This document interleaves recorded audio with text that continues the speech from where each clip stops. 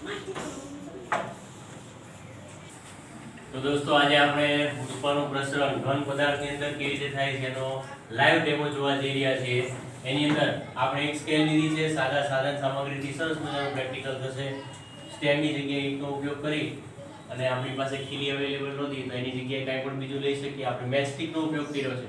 આપણે મેચસ્ટિકને સ્કેલની ઉપર વ્યવસ્થિત ગોઠવી દીધી છે, એક મીણબત્તીના ડ્રોપ્સની મદદથી એને ચોંટાડી દીધી છે। હવે આપણે શું કરીશું, આ જે સ્કેલ છે એને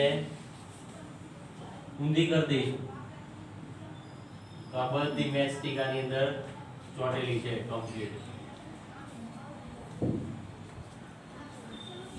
ઓકે, હવે આપણી પાસે કેન્ડલ છે એનો ઉપયોગ કરી શકીએ અથવા આપણે ફાયર લાઇટરનો પણ ઉપયોગ કરી શકીએ। હવે આપણે આ સ્કેલને આ લાઇટરની મદદથી ગરમી આપીએ છીએ। ગરમીને કારણે સ્ટેપ બાય સ્ટેપ ઘન પદાર્થમાં ઉષ્માનું પ્રસરણ કેવી રીતે થશે, ઠંડા ભાગ તરફથી ગરમ ભાગ ધીમે ધીમે આગળ વધતો જાય એટલે ગરમ ભાગ થતો જાય ઠંડા ભાગ તરફ આગળ વધશે। લેટ્સ સી, આપણે એક સાઈડ પર એને ગરમી આપવાનું સ્ટાર્ટ કરીએ છીએ। એક ગઈ, બીજી વિકેટ ગઈ,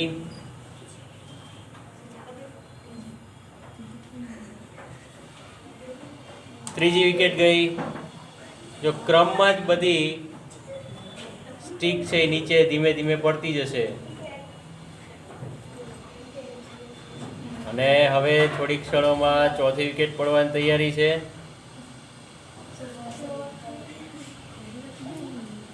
જો સ્કેલ એકદમ લાલ ચોળ થઈ ગઈ છે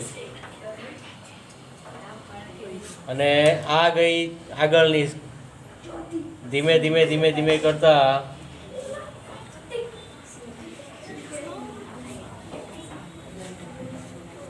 મેચ સ્ટિક છે એ ધીમે ધીમે આગળની તરફથી નીચે પડતી જાય છે।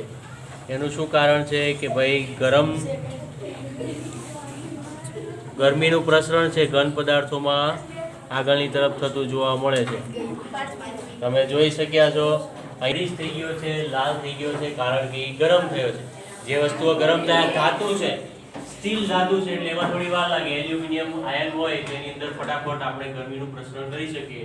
અને આમ તમે જોઈ શક્યા શરૂઆતની જે સ્ટિક કરેલી હતી એ મેચ સ્ટિક ઝડપથી નીચે પડી ગઈ। 1 2 3 4 5 મેચ સ્ટિકની આપણે વિકેટ પાડી દીધી। ચાલો પહેલો સવાલ, શું મેચ સ્ટિક હતી બધી ગમે તે ક્રમમાં પડી? પહેલી મેચ સ્ટિક પડ્યા પછી બીજી પડી કે પહેલા બધી પડી ગઈ? તો મેચ સ્ટિક છે ધીમે ધીમે નીચે પડી, એક પછી ક્રમ આગળની મેચ સ્ટિક હજી ચોંટેલી છે। આટલો પોર્શન છે એટલો બધો ગરમ થઈ ગયો છે કે અહીંયા ઉપરથી હાથ રાખતા પણ મને ગરમ લાગે છે।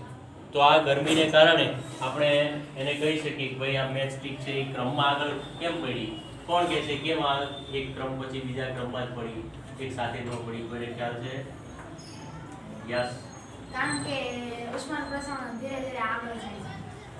બાકી સ્કેલ ઠંડી હતી બાળકો, હવે ધીમે ધીમે ધીમે આ ઠંડો વાળો ભાગ છે એ ગરમ થતો જાય, ગરમી આગળ વધતી જાય છે। That's why we can see કે આ જે ઠંડો ભાગ ગરમ થાય છે એટલા માટે ક્રમમાં જે સ્ટિક કરેલી છે એ મેચ સ્ટિકો એની ઉપરનું વેક્સ પીગળે છે।